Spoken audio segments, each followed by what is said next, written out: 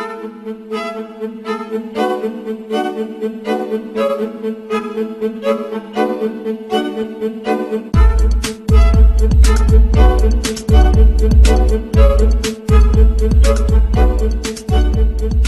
me tell you about Codex Alimentarius.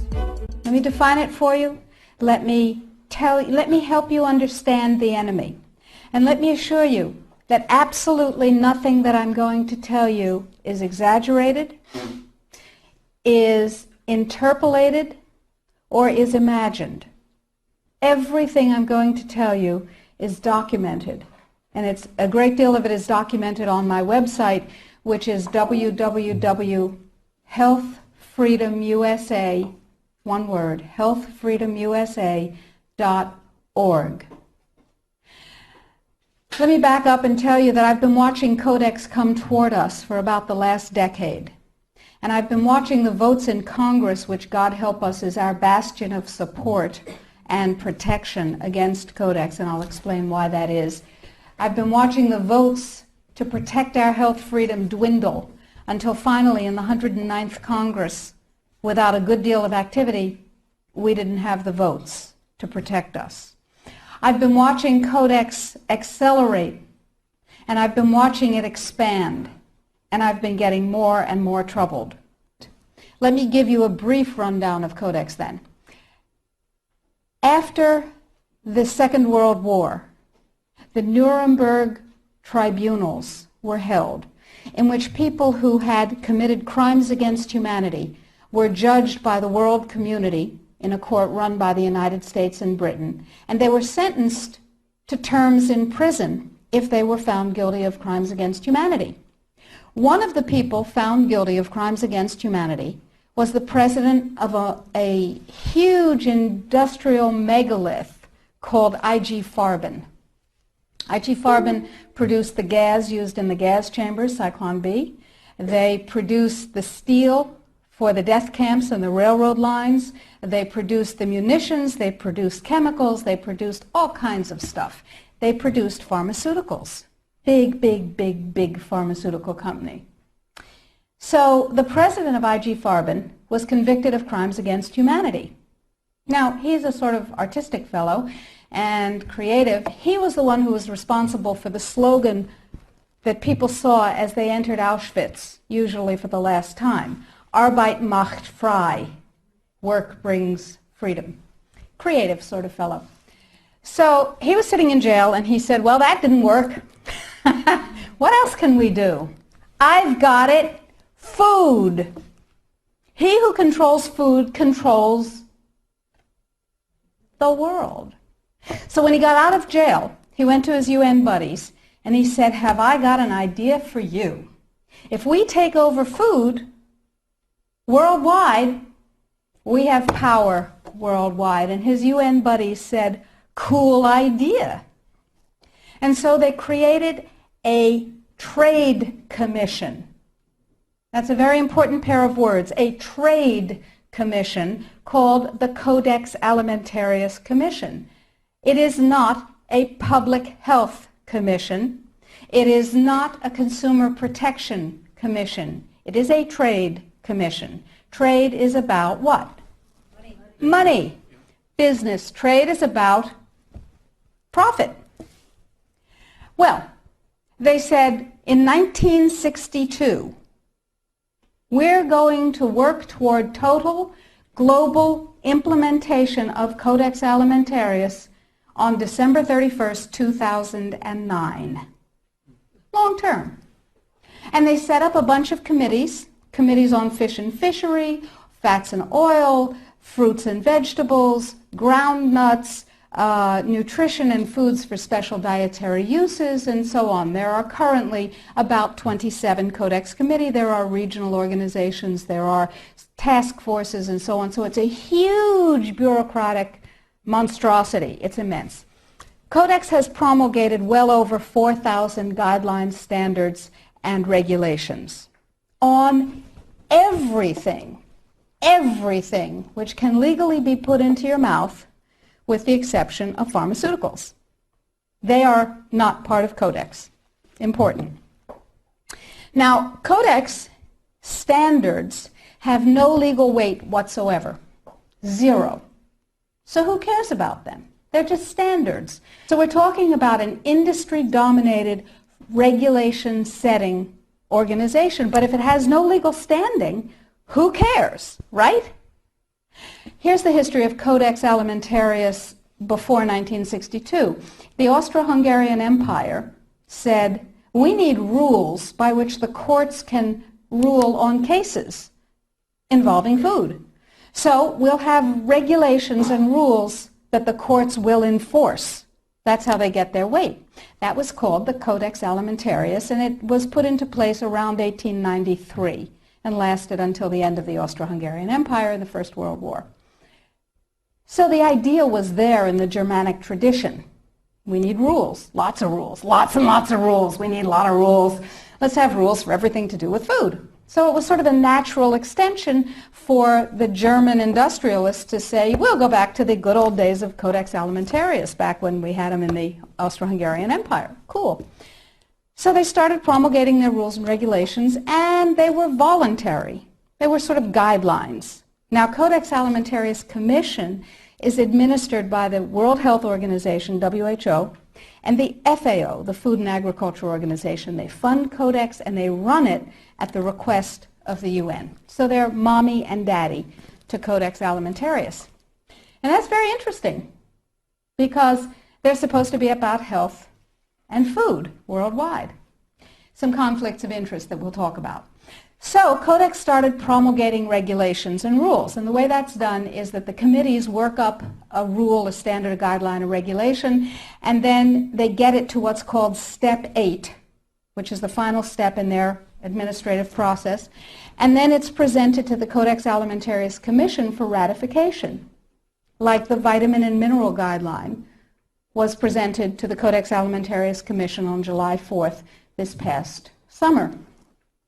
It was ratified, it was approved by consensus, and it is now, despite the propaganda that you're going to hear, if you ever hear about it in the media, it is now mandatory upon any member country of the WTO, the World Trade Organization. Well, what in the world do they have to do with it? And the answer is everything. The World Trade Organization, you see, accepted Codex when the World Trade Organization was formed in 1994. Okay? They said, well, how are we going to decide trade disputes around food if we don't have a set of rules? I know. We'll accept the Codex Alimentarius rules. And all the members of the WTO worldwide will, get ready for an Orwellian term, harmonize with our standards, with the Codex standards. Harmonize. I suggest you capitalize the first four letters in your mind. So everybody's supposed to harmonize with Codex. And when they harmonize with Codex, then if they get pulled into the World Trade Organization dispute resolution process, they have a chance of winning. Because, here's the kicker. You ready for this one?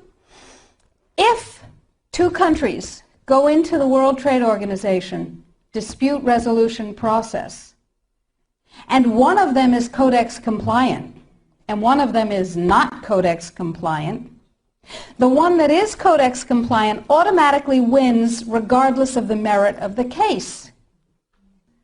People are using Codex compliance as a weapon in a much bigger economic battle.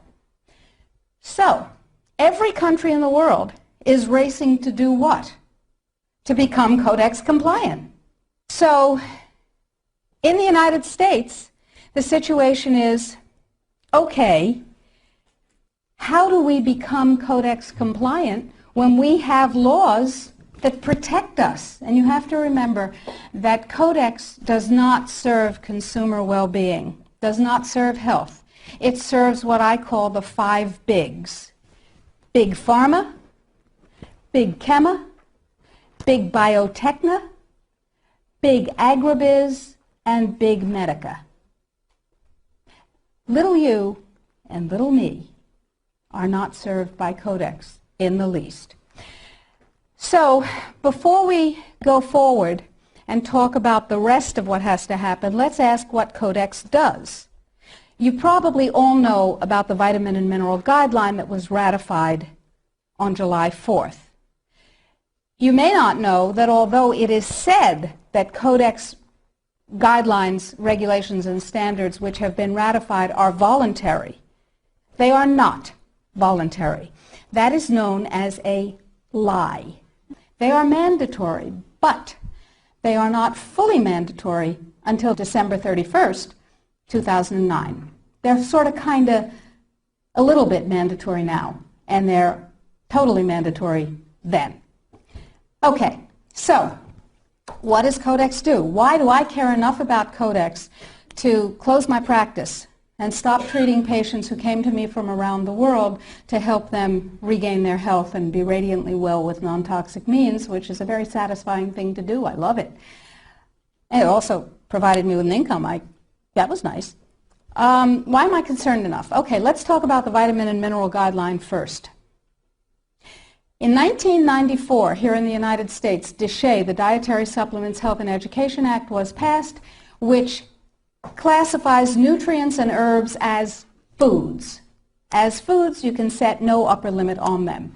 You cannot set an upper limit on lettuce, lamb, or rutabagas, and similarly, you cannot set an upper limit on vitamin C, echinacea, ginkgo biloba, vitamin D.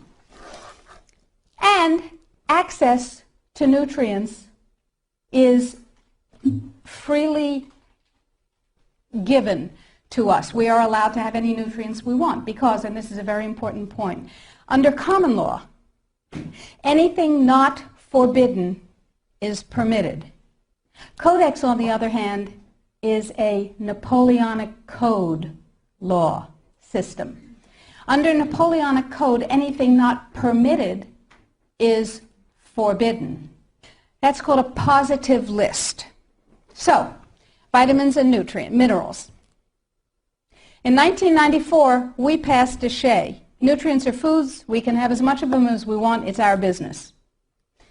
In 1994, Codex, with no notice here in this country whatsoever, declared nutrients, put on your intellectual seatbelts, declared nutrients to be toxins.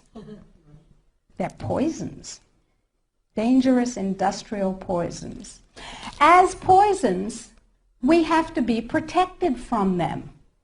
How do you protect somebody from a poison? You use toxicology.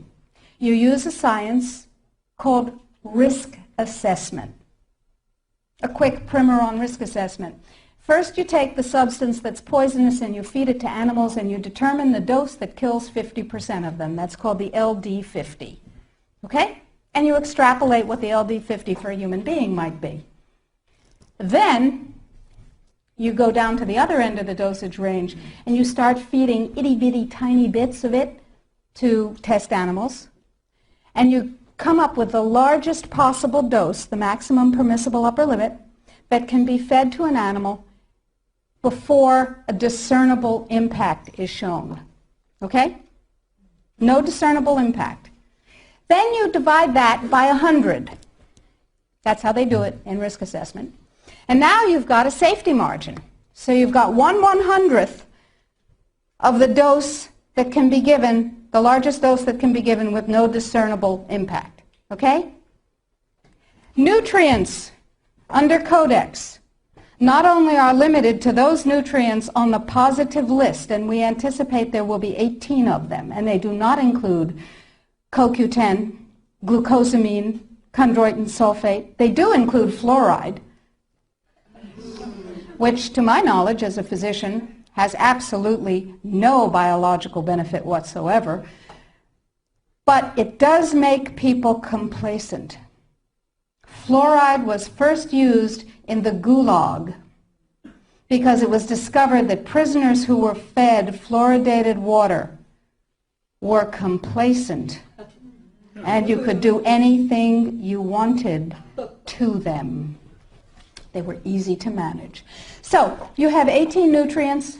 You have itty-bitty, teeny-weeny, little-bitty doses that are determined scientifically to have no effect on any human being. Now, in this country, we have a problem. We have DIRECTE. We got to get rid of DIRECTE in order to harmonize with Codex. That part of Codex, anyway. So how do we get rid of DIRECTE? We attack it legislatively, of course. And there are 5, count them, 5 bills currently before Congress designed to overturn, gut, invalidate, and otherwise get rid of DIRECTE.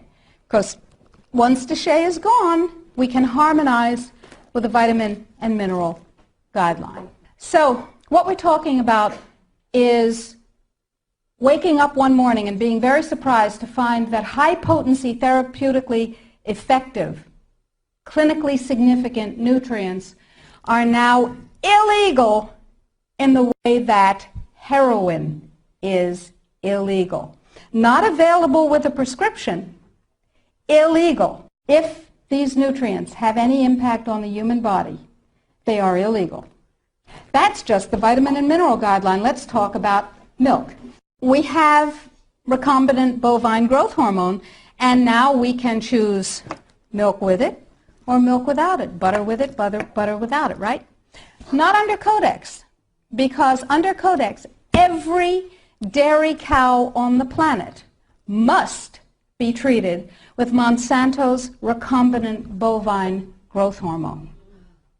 Furthermore, under Codex, every animal used for food on the planet, whether it has fins, feet, or feathers, every animal on the planet must be treated with subclinical antibiotics. Must be treated with subclinical antibiotics and must be treated with exogenous growth hormones. Codex requires, mandates that all food be irradiated unless it's eaten locally and raw. All food, including organic food, of course. So is it organic afterwards? Well, of course, the organic standards are incredibly low. The organic standards allow a farmer to use veterinary drugs, including growth hormones, antibiotics, etc., on animals, and then at his whim reclassify them as organic. But farmers are our friends, and they would never do that, right? Right. Codex sets limits for the dangerous industrial chemicals that you can have in your food. And the limits are incredibly high. Go to Codex Alimentarius, do a Google search, and look, there are drop-down menus at the top of the official Codex page. Look at the toxins and the veterinary chemicals and the levels that are set. They are terrifying to me. Terrifying. The names of the chemicals that are permitted and the amounts of the chemicals that are permitted are terrifying to me. Why am I terrified? Well, perhaps I'm just a cowardly person. It's possible. Think about this. In 2001, 176 countries, including the United States, got together and they said there are 12 really bad organic chemicals. They're called POPs, persistent organic pollutants. There are a lot of them, but there are 12 that are so bad that nobody could disagree that those 12 POPs had to be banned worldwide. 9 of the 12 worst organic chemicals known are pesticides, not surprisingly, because they kill things. And, of course, we have many processes and enzyme systems that are very much like insects and other pests, so they're not too good for us. But Codex has different ideas. Codex has brought back 7 of the 9 forbidden POPs that 176 countries banned worldwide. Dieldrin, aldrin, hexachlorobenzene. And the food that is imported from other countries that contains these substances cannot be stopped at our borders because otherwise it would be, God forbid, a trade violation. That's how Codex works. Codex, according to the World Trade Organization and the Food and Agriculture Organization joint projections. Now, I didn't make this up. Please, if you unfastened your intellectual seatbelts, put them back on again. If you do the numbers in the WHO-FAO projections, the epidemiological projections, they estimate, not I, because what do I know?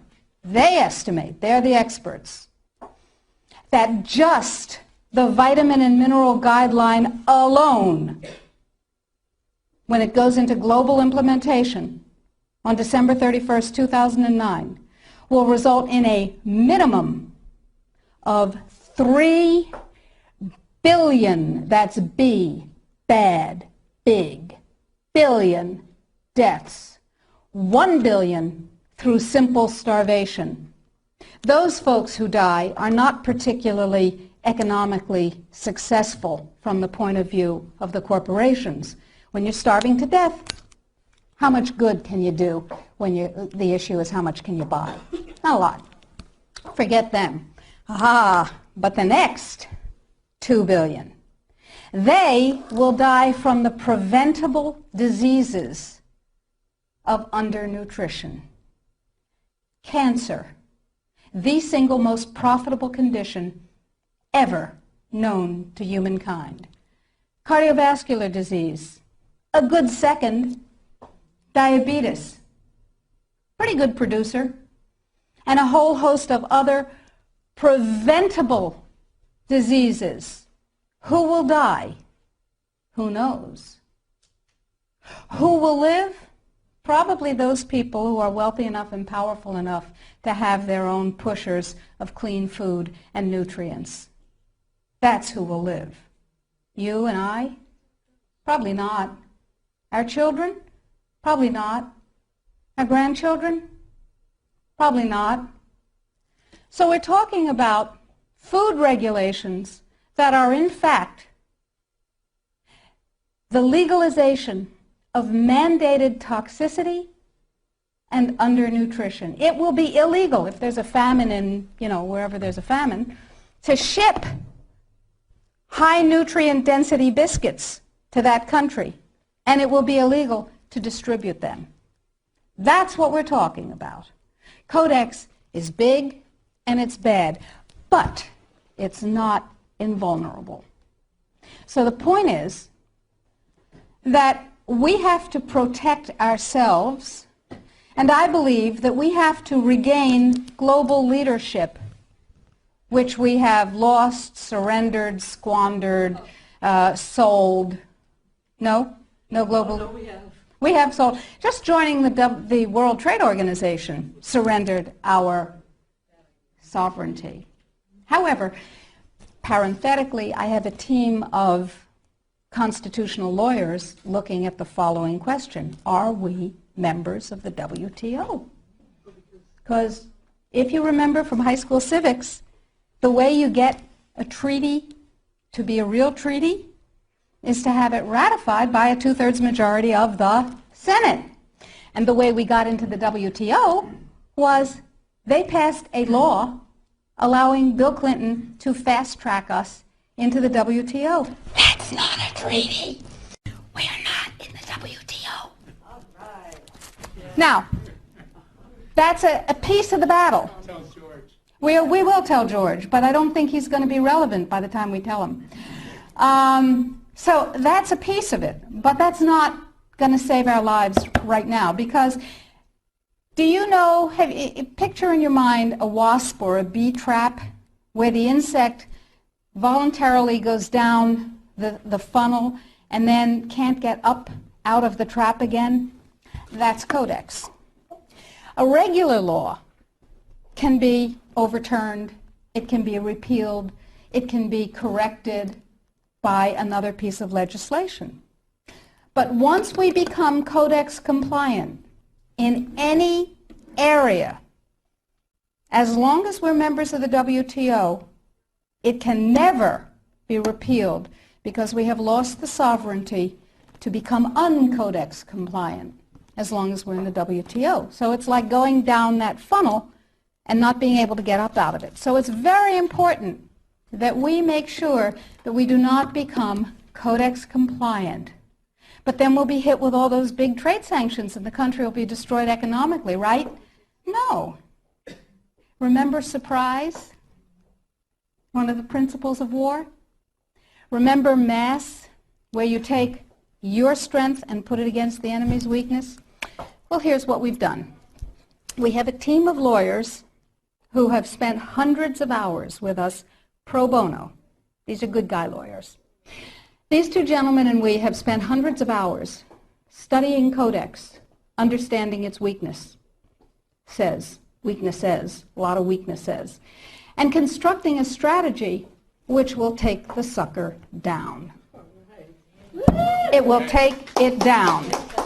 But I need you. You are people that other people come to for information about safe, healthy food and nutrients.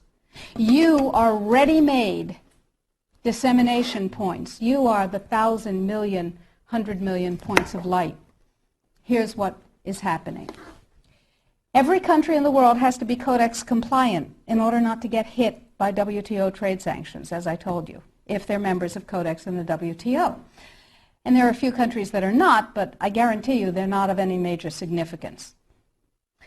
So, the question is, what does Codex compliance mean? Well, most people, most countries, most legislators believe that it means they have to adopt as their national standard on that particular subject what Codex ratified. But that's not the case any more than we're in the WTO. That's not the case either. What it means is that the format, the issues, and the subjects covered by a Codex guideline, standard, or regulation have to be addressed in the country's guideline, standard, or regulation on the same topic. So, what we have done is create the first of many alternative Codex guidelines. You can go to our website, www.healthfreedomusa.org, and you will see a little button on the upper right-hand side that says, Sign the Citizens Petition. Now, to briefly digress, a citizen's petition is not like a grocery store petition that you sign and you bring to somebody and you say, I have 200,000 signatures, and they dump it in the wastebasket, because in their mind, it's one signature, you and your friends wrote 200,000 names. No, it is a legal challenge to the policy of the United States government on Codex. It's called a citizen's petition. It's a legal challenge. We're suing the United States government, saying what you're doing is illegal, folks. Let us tell you how. We want hearings of fact. We want redress. We want correction. If we get what we want, that's dandy.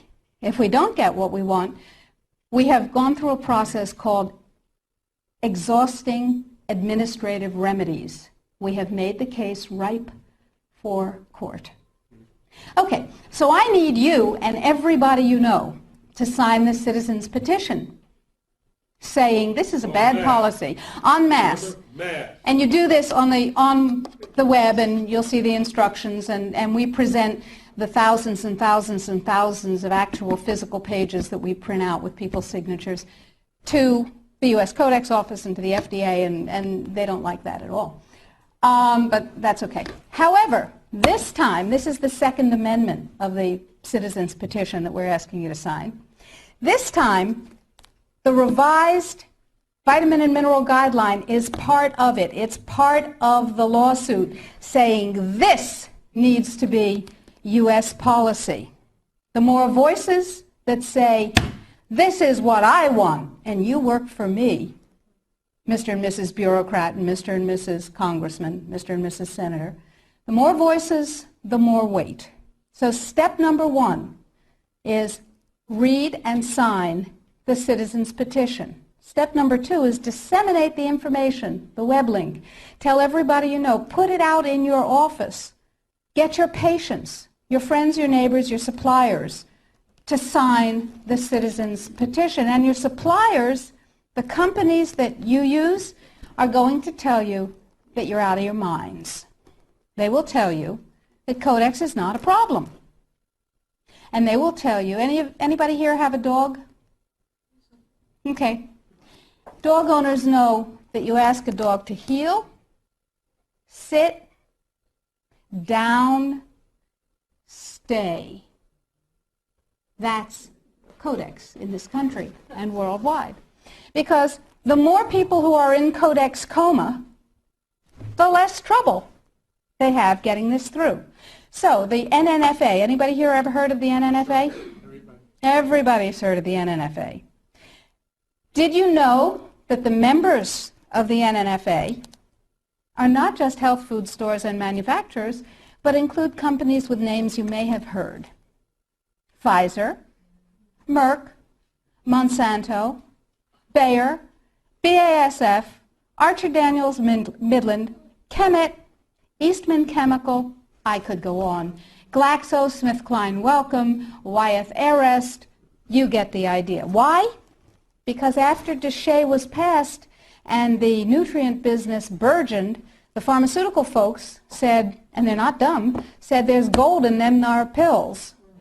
And they bought the means of production of many, many, many companies, and they bought the companies themselves. So they're in the nutrient business. What better way to kill the nutrient business, which is not nearly as profitable as the toxic chemical drug business, than to take it over? Works every time, right? CRN. Anybody here know about CRN? Council for Responsible Nutrition. Same members. They have lots of multi-level marketing companies. Same members. Okay? And they're serving their members' needs. They're saying, CRN is saying, yay, Codex is coming. It's going to protect us from those dangerous vitamins and minerals and herbs. And CRN is saying, it's fine. Go to sleep, lullaby, and good night, everything's fine. And they use a report that they commissioned at a reputed cost of $800,000. A report, Sidley, Austin, Brown, and Root, a law firm in Washington, wrote a report for them. And it said, lullaby, and good night, everything's fine. It won't have an impact on the United States, everything's fine. Sidley, Austin, Brown, and Root has one major client, whose name you might know, Merck. Now, it's entirely possible that NNFA just did a spectacularly bad job of due diligence, or not. Anyway, the report says everything's fine, everything's dandy, no problem, we've got DIRECTE. Yes, sure we do. Now let's talk about Australia. Remember, 5 laws before Congress to overturn DIRECTE. And you can write to Congress on the website. The click of a mouse. I call it riding the freedom mouse. It's called security. Now, Congress uses a multiplier of 13,000 to 1. Every email, fax, phone call, letter. Don't write letters. They get decontaminated. They never get to Congress. Every email, fax, and phone call counts as 13,000 constituent opinions. They figure that if you write a letter or send an email, there are 12,999 lazy lunks who can't bother to get to the computer terminal to do the same thing, but they feel the way you do. Interesting. That's power, my friends. That's power. That's 13,000 to 1. So suppose we have 1 million people. Suppose we have 10 million people. Suppose we have 100 million people saying, don't you dare. Now, Congress has one rule above all others. Anybody know what it is? Get reelected. That's the primary rule, the prime directive, as Isaac Asimov would have called it. The prime directive is to get reelected. Now, DIRECTE was passed, you may remember, by unanimous congressional consent. Was that because one morning all members of Congress woke up and said, I see the light. nutrients are better than drugs. No. They said, oh, if I don't go along with this, I'll never be reelected to anything. You're right, critical mass. Remember, we were out on the streets and we were up on our hind legs and we were making noise. And we were rallying and we were writing letters and we said, don't you dare take away my health freedom. Remember? And we won. Except we got fat, dumb, and lazy and stopped protecting ourselves. So now we're in the same place again. Except it's all food instead of just nutrients. So that's point number one. Use the freedom mouse. Ride the freedom mouse. We made it as easy as possible on the site. Sign up for the emails. I will never sell your information to anyone, I promise. I will never rent it. I will never share it. You'll only get email from me. And we need you to know what's going on. So I'll send you email blasts. I'll send you things that you can do. Or not. You know, it's your choice. Get everybody you know informed. Now, what else can you do? Well, we're going to write a series of Codex alternative guidelines. Everything bad in Codex will have an alternative guideline that turns it into a pro-health guideline. What have we done with the guideline, the vitamin and mineral guideline?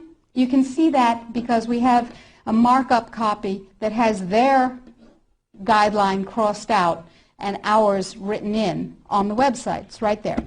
What we've done is turn it into something, into a guideline that mandates biochemically, individually determined optimal health. And it's still Codex compliant. So we said, okay, now we need Congress to adopt this. And we need other countries in the world to adopt this. So Bert and I went to Washington, D.C., and we met with Dana Rohrabacher from Orange County, who said to us, he's a representative, he said, I believe in pesticides. I went, ugh. He said, I believe in GMOs. I went, ugh, ugh. He said, I believe in irradiation of food. I went, ugh, ugh, ugh. But, he said, I believe in your right to not be forced to eat foods that have been processed that way more than I believe in those technologies. I will take this on. We said, oh, that's really nice. And he said, now, we need a coalition. So we went across the aisle, or across the office building, to see Peter DeFazio's staff from Oregon, who is a liberal Democrat, whereas Rohrabacher is a Republican, a libertarian Republican. And DeFazio's on board. And we have large numbers of others who actually never heard of Codex before we told them about it. Never heard of Codex. We have called every health legislative aide in Congress, and we have said, what's your congressman's position on Codex? And they've said, blah. We have spoken to the trade legislative assistants. We've said, what's your congressman's position on Codex? And they've said, a what? They don't know. We had a congressional briefing set up on the 20th of September. I was going to address Congress. Tell them about it. I thought that was cool. 10 days before, it became a briefing on something else. Another freedom click. You need to write to Congress on the site and tell them that they need a congressional briefing, by God, and tell them you want me to brief them. They don't know. They've never heard of it any more than the general public has heard of it. Gee, how'd that happen? Who knows? Every negative part of Codex can be overturned by a guideline, a regulation, or a standard that is positive. So we need your help, because the United States leadership in this guideline and all the positive guidelines to follow is what's going to literally save the population of the planet and save your jobs and your children and your families and mine. Thank you.